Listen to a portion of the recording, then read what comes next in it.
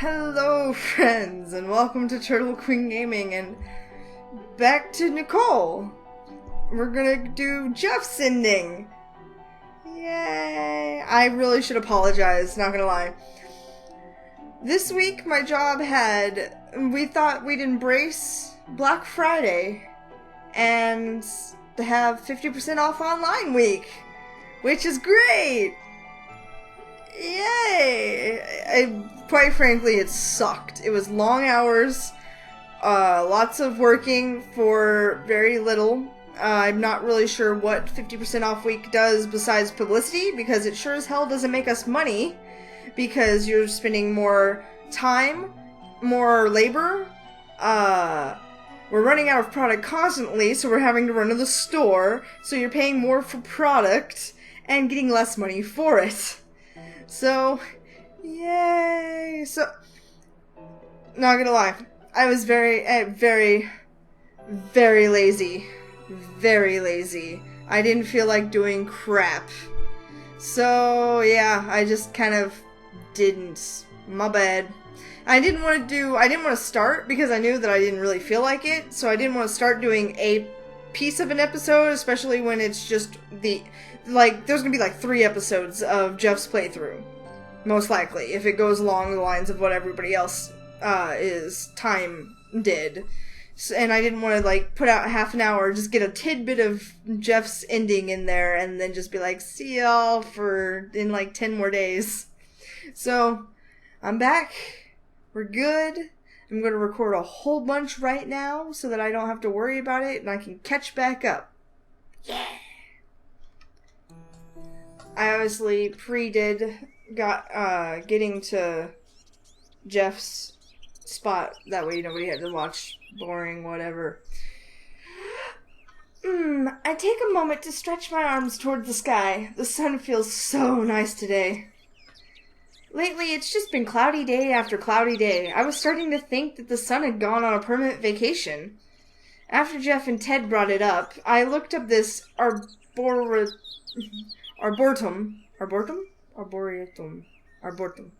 Damn it. And it turns out to be built into the park in town. Pretty nifty. That's why I'm waiting here for Jeff to arrive. He told me today was the day we were going to find the midnight trome flower.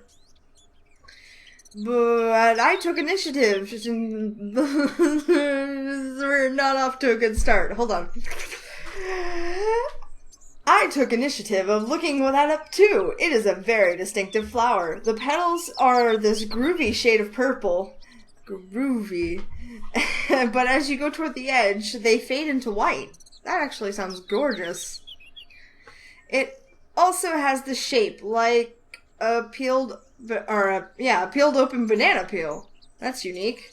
I don't know how else to describe it, but the petals hang off to the sides, revealing the inside where the seeds and stuff should be.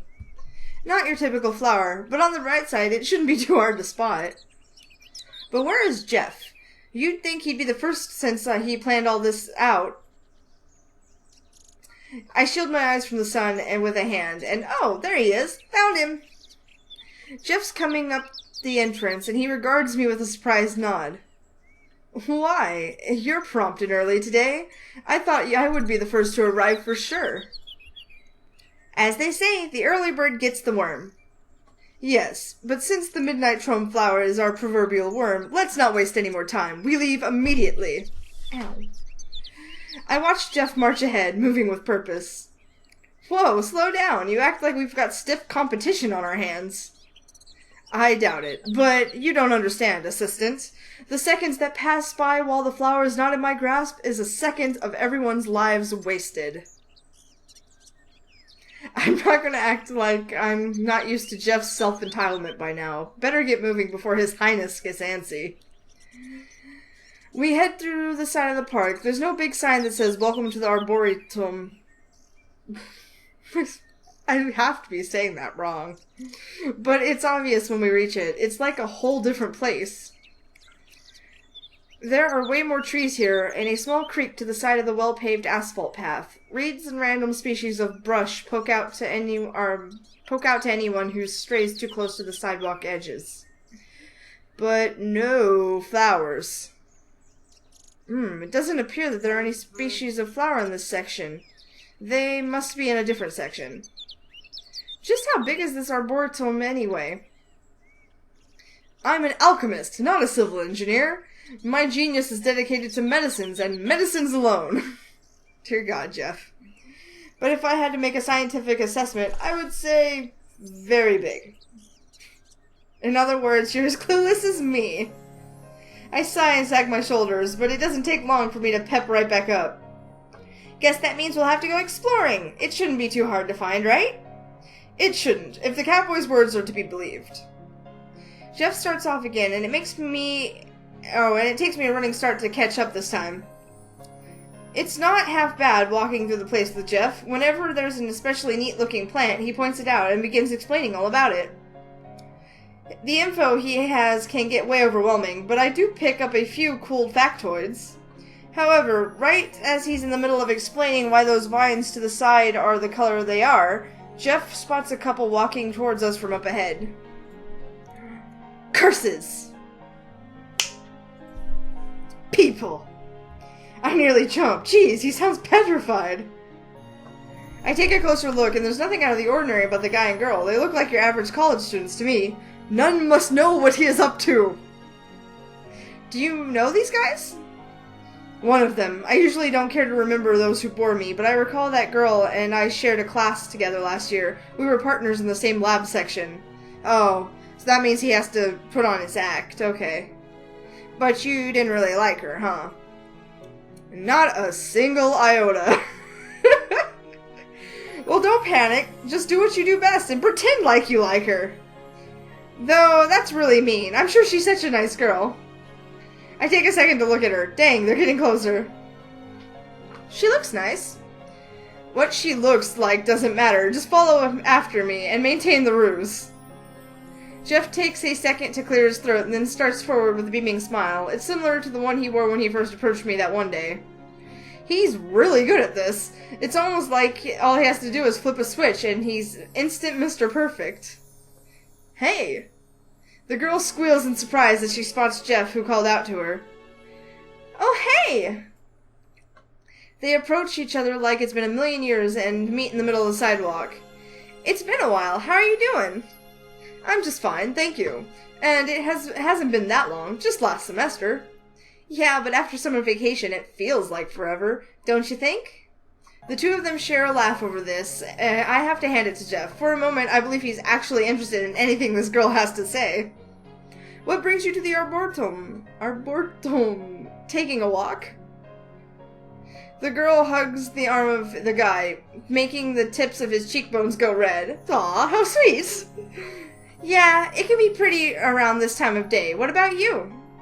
This is the perfect timing. We're looking for a specific exhibit. Do you know if there are any midnight troma flowers growing in the Arboretum?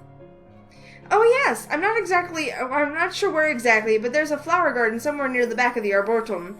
There should be some there. Ah, really? Great. Guess that's our cue to go. Jeff points forward in a joking manner. Thanks for the help. Have fun on your walk. I hope you find the exhibit you're looking for. Jeff and the girl give departing waves before we both make off in different directions. Once we're definitely out of earshot, Jeff groans tiredly. Could that have been any more of a waste of time? At least I managed to procure some information out of her. She was useful for that. Jeez, Jeff. That's a little mean, isn't it? She didn't seem that bad. Bad she is not, but interesting, worthy of my time? That's hardly the case. I only care about making this potion, nothing more. Jeff slyly grins at me. Honestly, you should leave the thinking to me, and do your job, assistant. You allow your mind to be clouded by the most inane things. I feel something inside my head snap as I take in what he just said. Taking a deep breath, I counted to 10, taking a deep breath and counting to 10 is not going to work. How dare he act so condescending toward me when when all I'm doing is being reasonable. Okay, you know what, Jeff? My mind isn't clouded by inane things. Unlike you, I just happen to give a hoot about other people. So just say whatever you want. I'm not stupid because I want to be nice. I'm way smart enough to, I'm way smart enough that I can find your stupid flower on my own. I stick my tongue out at Jeff before darting down the road ahead of him. And at least I don't have to pretend to be someone I'm not in order for people to like me. I make sure to scream that last bit before he's out of earshot. Stupid Jeff. He's lucky that I'm not the type of girl to back out on a commitment, or I'd be running out of this arboretum rather than further in. From here on out, it'd be better off if we both work solo. Clearly. Jeff's outgrown his need for me anyway. I'm still fuming as I walk through the arboretum. I hate this. I hate being angry. It feels like I'm being sucked down into something gross and heavy. What is it Dad says to do when you get in an argument? Try to see it from the other person's shoes? Wait, no. It's step in the other person's shoes. Duh. As much as I don't want to, I think about Jeff and try to get into that warped mind of his. But how am I supposed to do this if I don't even get why Jeff does half the things he does? Maybe the only reason this is happening is because we don't get each other at all. I stop walking as I get all philosophical on myself. It's true, isn't it? I can't say I know much about Jeff, and it's not like he knows that much about me. Not that he cares to. We don't hang out that often. We're not really friends. Our relationship is as professional as an unofficial contract can get, and frankly, that sucks. I twist the end of my ponytail between my fingertips. How can I change that? What do we have to do in order to understand each other? I should save that for another time, possibly after I find the midnight trump flower for Jeff and apologize for yelling at him. I'm sure I said some mean things, even if he was the one who started it. But hey, are those flowers over there? I can see different colors over the distance. I lift myself onto my tiptoes and try to see further in. I'm like 95% sure those are flowers, and the only problem is the display is kind of at the bottom of this grassy incline. I look to my right. That way veers away from the flowers, and I came here from the left, so that's out. I guess I could just keep right and hope that I reach the flowers eventually, but I could also just make my way down the slope. There's no fence or anything, but I bet that's because they don't think anyone would be dumb enough to actually try to slide down it. It's not very steep, but this has to be dangerous, maybe even illegal. But if I take this way, then there's a good chance I'll get to the flower before Jeff does. That alone is enough motivation to spur me along. I angle a flat foot on the slope to test to see if it's level enough for me to carefully step my way down. Yeah, I don't feel like I'm about to fall. This'll be a cinch.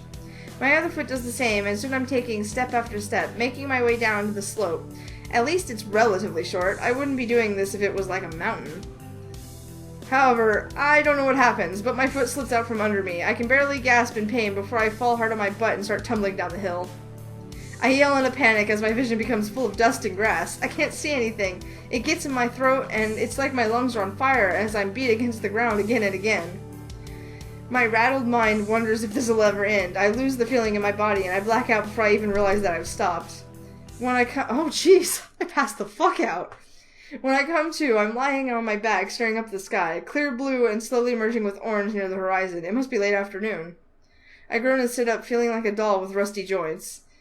I seriously hope I didn't hit my head or something. I feel around my scalp. No blood. That's a good sign. I notice that there's a white bandage on my arm, however. Finally, you're up. My head jerks to the right, and Jeff's sitting cross-legged next to me. In his hands, he's holding a pot filled with soil and a very familiar flower. You found the midnight trump flower. I cough harshly. My voice sounds shot, like claws against metal. Yes, Cowboy was right when he said we could find them here. I'll have to remember to torment him less harshly next time. He sets the pot between his legs and shuffles around so he's facing me. His voice is tight, like he's running out of air. How are you feeling? I feel like I just rolled down a hill. Jeff seems to relax as I find the energy enough energy to crack a joke. Who the hell's calling me? Go away. Shush, go away. Jeff seems to relax as I find enough energy to crack a joke. Was he worried about me? How fitting. That's because you did. Imagine that. I try to laugh, but it comes out as a wheeze. Gross! I lick around my mouth and try to get rid of that dry filling. Why are you here? You found your flower. Aren't you wasting everyone's lives by just sitting around? Jeff looks at me like I've spoken gibberish. If I went home, I would have left you alone. Aww. Well, yeah, but I tried to word what I was about to say in a nicer way. I didn't think that'd be too big of a problem for you. I pull my knees up to hug them to my chest. My body shivers a little, possibly from the trauma, but mostly because Jeff's attitude takes me completely off guard. Jeff doesn't seem all too comfortable with this either, and it takes him a moment before he can find the words to speak. In any normal case, it wouldn't be a problem, but you're my assistant, which makes me responsible for your well-being. It wouldn't reflect well on me if you were to die here. You know, them police officers. Jeff flutters his lips derisively. I recognize his attempt to lighten the mood and thank him slightly. You managed to injure your arm, but I took care of that. Yeah, I noticed. I take a look down at the bandage again. I'm no expert, but it looks like he did a really good job at this. Where did you get the medical supplies? I had them on my very person, naturally. Impressed? Always, Jeff. I'm tempted to ask exactly why he keeps medical supplies for no good reason, but I chalk it up to Jeff just being Jeff. More importantly, I really don't know what to say. I yelled all that mean stuff about him, and then he goes and acts totally considerate and nice. I think I should just tell him thanks. But, wait, oop, wrong button. Whoop, wrong button again. There we go. This one. Yep. I control myself and manage to swallow down the building pressure I can feel behind my eyes. Thanks for the help, Jeff. It's all because I happen to benefit from this too. You survive, I keep my assistant. It's a win-win. I suppose his priorities will never change, huh? I get to my feet and dust off the back of my shorts. Ugh, I'm gonna be sneezing for years, I can already feel it. It could be worse. You could be dead. The oddly cheerful way Jeff points out this is kind of disturbing, but what else is new? Jeff bends over to pick up the potted flower, and I get closer for a better look. So this is the Midnight Trump flower. It's a lot prettier up close than it was online. It smells good, too. Not traditionally floral, but kind of sweet in a weird way. I concur. Luckily, the arboretum... Ugh. It's gotta be arboretum. Had some of these on sale. We didn't have to go through the trouble of stealing one. I laughed nervously. Oh right, I never thought about how we'd get the flower if they weren't for sale, huh? It's against the law to take flowers from public places, right? Very much so, assistant, but we've averted that situation for the time being. We can leave the law-breaking and rule-crushing for another time. With the pot cradled in his arm, Jeff starts a few steps ahead. He soon stops mid-step and mutters under his breath like something's wrong. Now, I assume that this was a bad thing, but I'm going to keep going. Hold on. Jeff turns back to me. Do you feel well enough to move? We can wait a few minutes if you require.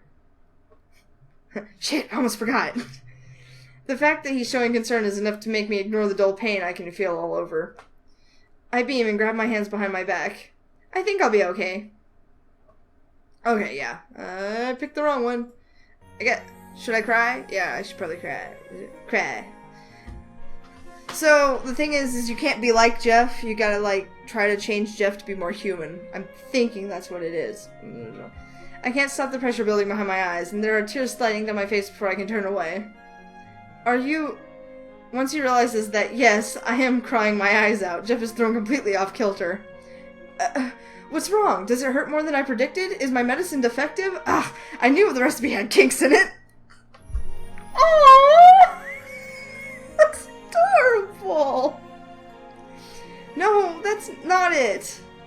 I stop blubbering for a second to wipe my eyes with my wrist. My body shakes as I start to hiccup, and as much as I try to control myself, it just won't stop. My words come out like vomit. You're just really nice, and I really wasn't expecting it. Or maybe it's because I fell down a hill. I don't know. Thank you so much. Even though I was so mean to you before, you still helped me. I'm all out bawling by now, unsure of what to do. Jeff uncomfortably places his hands on my shoulder. The gesture makes me cry even harder.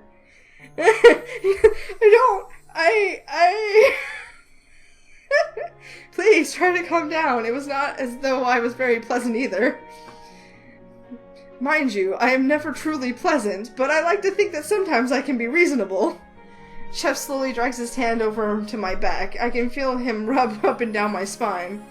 What you said was not without merit. It is true that I can't be friends with someone unless I pretend to be that perfect person they imagine me to be. But no loss, I consider it as less distractions from completing my potion. I choke out a laugh at his response. As predictable as it is, he can have such a one-track mind. Still, it does make me feel better that he's not completely mad at me, and that he admitted that he was in the wrong too. A few shuddering breaths is enough to calm me down. Once I am no longer hiccuping or crying, Jeff removes his hand from my back. All fine now? Yeah, I'm okay. I sniff and wipe my face one last time. I'm sure my makeup is all ruined by now. I'm sorry that I blew up at you, Jeff. No need for that. I would have left you here alone if I felt otherwise. Jeff gets to his feet and extends a hand. He impatiently wiggles his fingers at me. Going up? He's so cute. With his help, I pull myself to... I pull myself to feet with a wince. The scrape on my arm stings a bit, but I can feel Jeff's medicine is really doing its job. Jeff bends over to pick up the potted flower, and I get it closer for a better look, and that's all we need. Skip, thank you. Alright, I think we have time for one more scene, so give me just a moment, and we'll get to that. Okay. Phew, I was like sitting here thinking, what the hell am I doing wrong? I was freaking out, and then I realized that I hadn't given Jeff half the presents that I should, so nothing was triggering because his relationship wasn't high enough with me. I fixed it. I've also gotten 999 clues and 999 wits. So there. So no matter what happens now, as long as there's enough time, which there better be, because I'm going to be very upset if there's not. Moving on, I'm innocently doing homework in my own room when I hear it. Thump thump. I freeze and slowly pull my earbuds out of my ears to take a look around my small room. What was that? It sounded like something banging against the wall. Chandra's not here. It couldn't have been her. Maybe it was from the next room over? Dorm room walls are notoriously thin. But no, once I see my door shaking, I realize someone's knocking, and they really want in. I wonder who the heck it is. Coming! I hop off my bed and head over to my door to open it. The moment it is, the person rushes past me, and I reel back movements too late to avoid them from stepping all over me. I hope your proverbial seat is taken, because I have news. Fantastic news! I don't even have to look behind me to know who it is. That overly excited tone is enough to give it away. You know, it's considered rude to just barge in before you're invited. And I have no idea why I'm telling you this, because you're probably way too hyped to listen. Niceties can slide. This is a momentous occasion. For you see, I, Jeff Ryan, have deduced the location of the second troublesome ingredient. I raise my eyebrows a little in surprise. It hasn't been that long since we found the Midnight Trump Flower. Thinking about that time makes me grab my right arm and run my fingers over the freshly changed bandages there. I only learned how to change them because Jeff taught me. I should be able to take them off in a few days or so. Whew. So you found out where to find that Apuntia thing? Jeff nods eagerly. Yes! I don't know how I overlooked it. All I had to do was search online, like what you do on your phone when you think I'm not paying attention. Oh, I know he can see me, but a girl can only listen to someone go on and on before she gets bored. Still, I played off humbly. Whoops. But that's all it took? Seriously? I could have done that. Jeff wags a finger at me as if I'm getting ahead of myself. Learning about Apuntia was a simple task. It is the fruit born from a cactus, by the way. Why not just call it cactus fruit, then? That would be way too simple, hardly becoming of a past alchemist that came before me. Wouldn't that be better than being unnecessarily hard? I want to ask Jeff that, but I get the feeling that it just rained on his parade. Anyway, if Apuntia is just cactus fruit, we can buy it somewhere, right? Incorrect. Ampatilla is such a rare and troublesome ingredient that supermarkets that are and the like rarely have them in stock. But Jeff mouses this but with an exaggerated tone of voice someone uses before boasting. It so happens that a certain restaurant in town serves cactus fruit on their menu. Not alone, mind you, but still, it shouldn't be too difficult to pick out the pieces and save them. Okay, so all we have to do is buy whatever it is that has the cactus fruit and take it home. That's easy. Not exactly. Nervously, Jeff adjusts the collar of his shirt. Remember how I said ampatilla is a rare and troublesome ingredient? That means it's expensive. Uh-huh. Oh.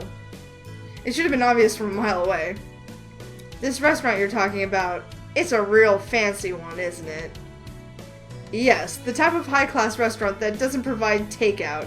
In order for us to obtain some pieces of ampatilla, we would have to go to and dine there like regular patrons and spit out pieces of cactus fruit into our napkins. I don't know if I can afford that kind of place, Jeff. I already have enough trouble budgeting as it is.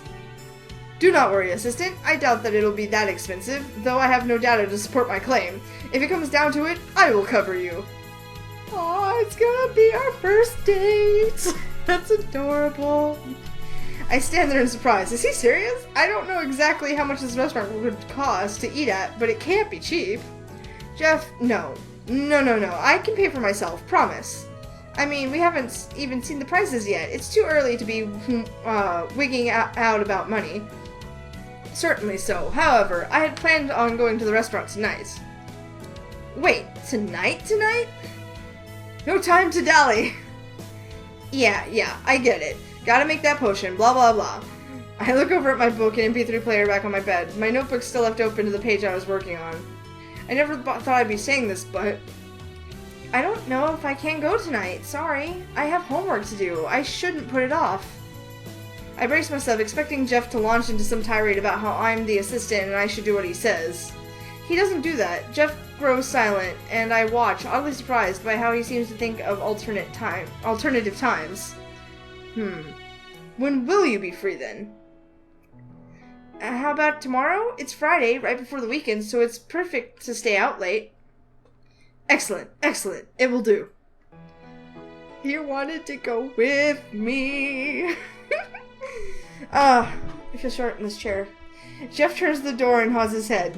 I'll see myself out. Goodbye, assistant. Goodbye, Jeff. Wait, did he really wish me goodbye? The only time I hear that is when Jeff's faking nice. What's going on with him? Oh, I don't know. Oh, wrong button again. Did I say fast here? I think I'm just going to ask about it. Wait, before you go, can I ask what's up with you lately? What's up with me? You're acting different. Not bad different, but different. So, nice different. I didn't say that, but yes, it's nice different. I smile and cross my arms in front of my chest.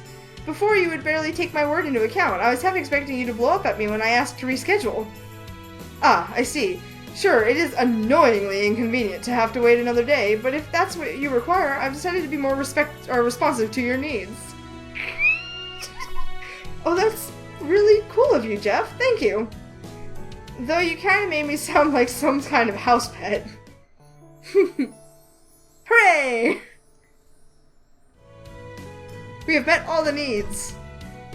I'm sure you would be a popular one, such as a cat or a guinea pig. Thanks, Jeff.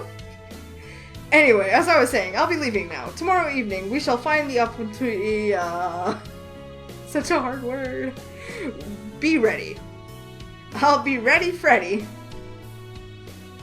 Once the door slams closed behind Jeff, I head back to the bed and get back to my homework. However, my mind's racing so fast that I can barely concentrate on what I was doing. So tomorrow, it'll just be me and Jeff at a nice restaurant together. Does that mean it's a date? I grit my teeth and grab my pillow tight to my chest. Don't get me wrong, I'm not repulsed by the idea, but ooh, it's weird! We're only friends! Can we even be called friends? Well, I think so. I'm one of the few who know about his secret self, and he's becoming nicer to me. I know way more about him than anyone else. I stop. Is that Or, is that really saying anything? It's not like I know all that much about him.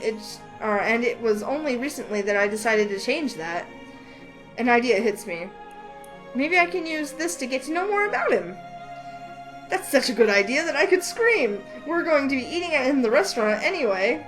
Might as well make some small talk while we're at it. If this works out, I'll know more about him than anyone. I grinned eagerly at the thought. Maybe that could be a step toward getting Jeff to open up about other people, too. I spend the rest of my day buried in my book and notes. Before I know it, tomorrow rolls along. I spend the time in class completely distracted, more absorbed in what the heck I'm going to wear for my high-class night. I think I have some nice in my closet. Oh man, I hope I do. I don't want to look like a total wreck in front of Jeff. I mean, in public. Eventually I settle on a dark blue maxi dress. My shoulders look a little bare with just that on, so I decide to wear a white open blouse over it too. Cute! The design is totally made for layering, kind of inconvenient to wear on its own, but hey, I look hot. As I do my makeup, I check my phone. I have precariously perched on the sink to check the time. Okay, good. I have a whole hour left until Jeff wanted to meet. I can finish up my makeup, hoof my way to the front gate, and then we're off to the cactus fruit hunt. It sounds like an awful lot of work just for that. It won't kill me. Eating at a fancy restaurant sounds like it'll be a fun experience. If I'm being completely honest, I'll probably miss the whole arrangement a little once it's all over. It's admittedly been troublesome at times, but I was never bored. Yeah, cute. I get to the school gate 15 minutes early, but Jeff is surprisingly already there, probably to make up for being second to the park last time. Wow, hey there, handsome. I know Jeff's style has always been toward the formal side, but dang, he can really rock a suit. He has on this entirely brown ensemble, dress shirt, slacks, tie, blazer. It's the whole shebang. He does look handsome. I feel like I'm seeing a whole new side of him. You look great. I love your tie. It's neat. Jeff proudly adjusts the knot of said neat tie. Oh, this? It has several I have several ties. Formal wear is the look of a scientist, wouldn't you agree? I guess it's stuffy enough. I guess it's stuffy enough. The look on Jeff's face makes me giggle. I'm kidding. I agree. Don't worry. What about me, though? Don't I look fabulous? I jokingly spin in place to show off my clothes, not that I expect a serious answer from Jeff. That's what makes his response all the more surprising. Assistant, you look marvelous tonight. Just judging his smile is enough to tell me he's being sincere. I giggle sheepishly, taking in the phrase. Anyway, if we're both looking good, I'd say we're ready to go. Lead the way. Gladly, after you. Jeff sweeps an arm to gesture in front of him, and then we begin walking in step on our way to town. The Friday night crowd is made up of students from school and older adults. Jeff and I stick out a little in our formal wear, but as we get closer to the fancy restaurant, we start to see more and more people dressed like us. We actually see tons of people dressed similarly to us. Don't tell me they're all waiting for a chance to eat here. Jeff furrows his brow and looks around at the filled waiting area. Stay here. I'll see how long the wait time is. Sure, but don't make me wait here for too long. I'll look like I was stood up. Jeff purses his lips at my choice of priorities, but nods and makes his way into the restaurant. It takes about 10 minutes for Jeff to make his way back, and he doesn't look like he has some good news. Let's talk somewhere else. Aw, he's so depressed.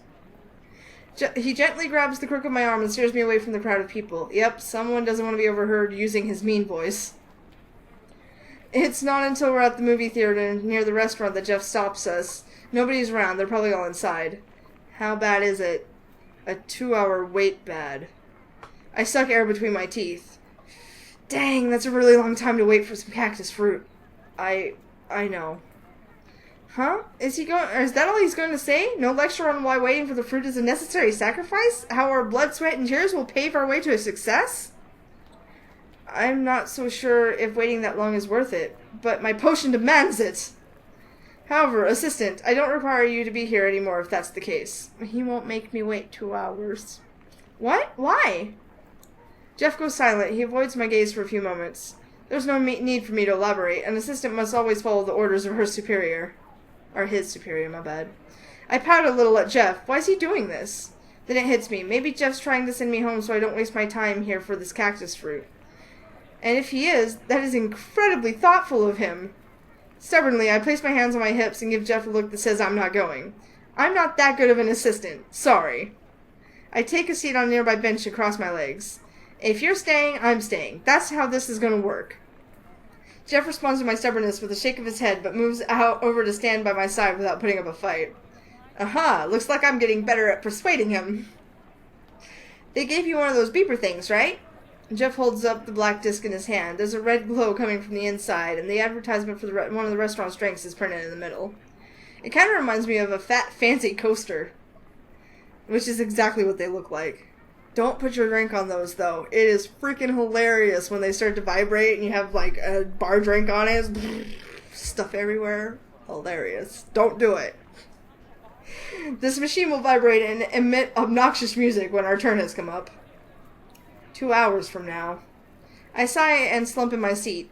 This is going to be a long time to wait. Little did I know how awkward it was going to be, too. We spend the first hour in awkward silence. It gets to a point where I almost whip out my phone to zone out on Roller. If everything had gone according to plan, I would be getting to know Jeff more over dinner by now. Hadn't you talked to him now? I know we're not technically eating, but this silence is going to kill me. Jeff looks as he hears me speak up. Physically impossible, but I fully agree with your hyperbole.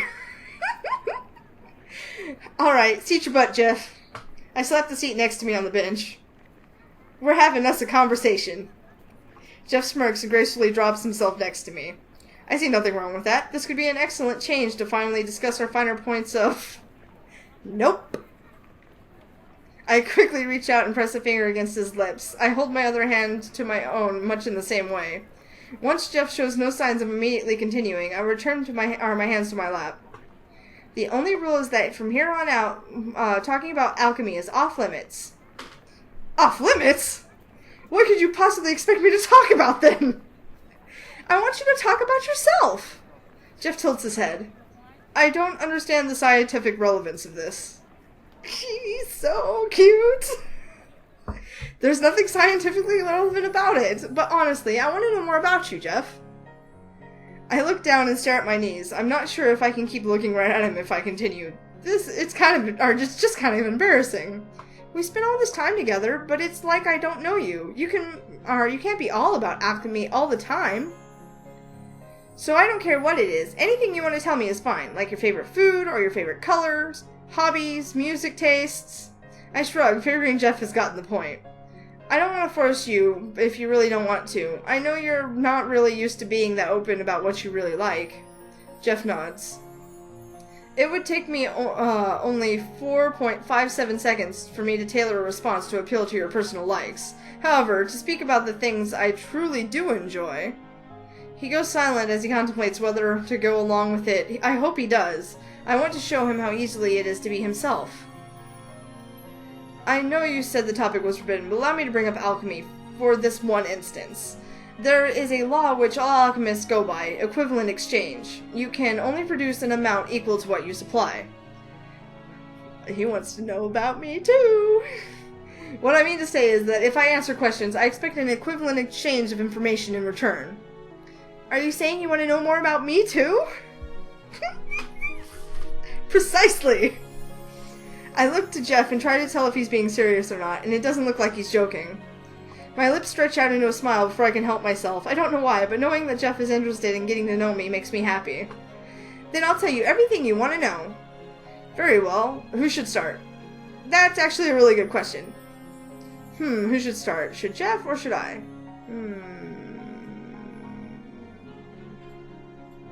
I think it's Jeff. I'll go first. I can go first and show you how to do it? Oh. No! Fixing it. Fix it. Fix it now. Fix it now. Jeff can go first. I asked you first. That means you have to go first. I broke it, but I fixed it. We're okay. Acceptable. What is it you wish to know? I come up with a list of basic questions in my head, the ones you'd ask someone when you meet them at the social gathering for the first time. Where are you from? Florida. Oh, from what area and state? Isn't that irrelevant? Answering with the state alone still provides an adequate answer. Wow, I'd say you totally suck, but you're doing a pretty good job at being yourself. Who else but Jeff would point out the validity of a simple, curious question? Fine, fine, you're from here, that's cool. I'm from all the way on the west coast, California. Now it's your turn to ask something. I think I've got one. Tell me about your family. Oh, that's surprisingly normal coming from Jeff. I was expecting a question that was more out there.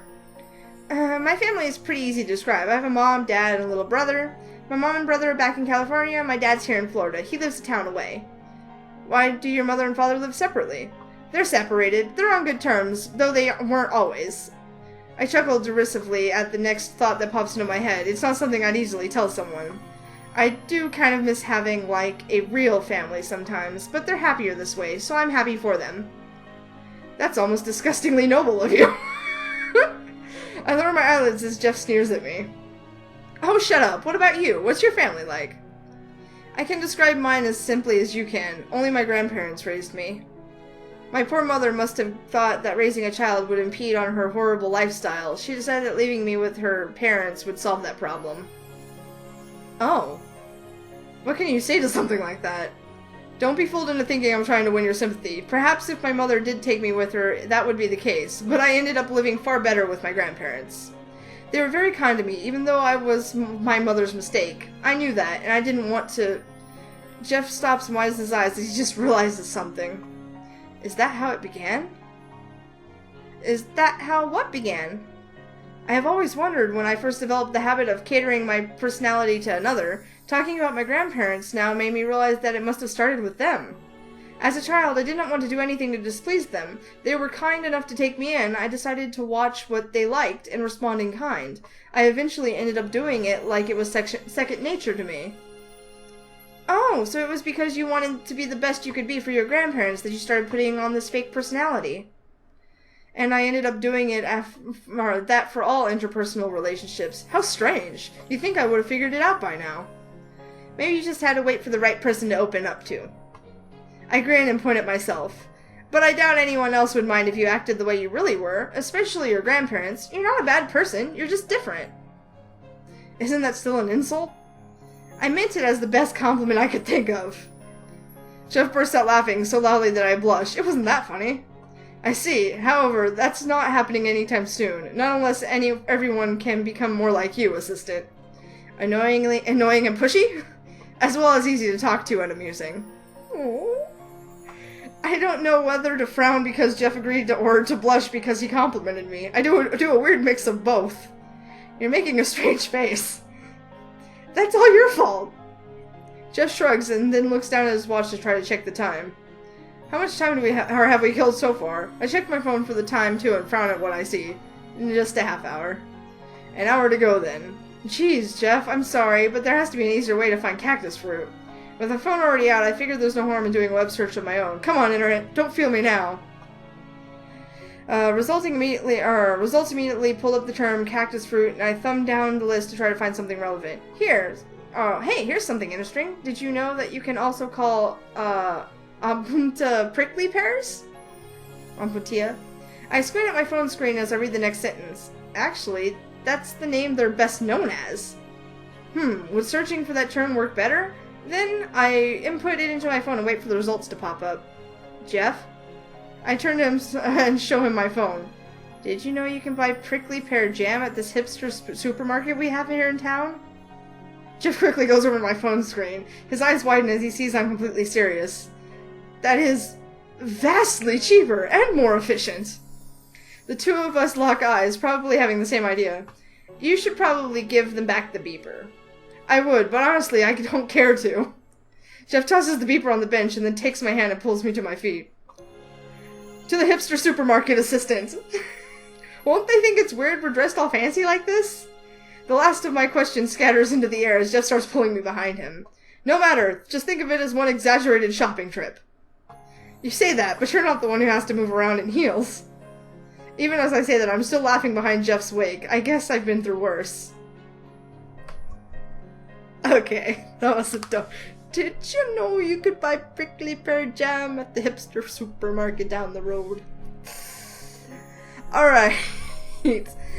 That's going to be enough for now. I'm going to keep going, and then the next episode we will probably, depending on how much up leading until the final scene of unlocking the normal ending goes. If that takes a half hour, then I'll cut that there, and then we'll do the final in the third episode. If not, if it only takes like 10 minutes to get to the normal ending, then obviously we'll just continue. Air! I don't know why I just kept talking without breathing. You need air to talk. Who knew? Alright, of course, like, favorite, share, yada yada. I really do need to know if anybody's enjoying these things. I want to keep doing these things, but I'd like to hear some feedback, and, you know, obviously I'm not very good at voices. I am trying, but you heard me with Ted. I am from, like, Missouri, and have a decent southern accent, just not, like, a Texas drawl, but I couldn't even do that well, so... sorry. And until next time, peace out, y'all.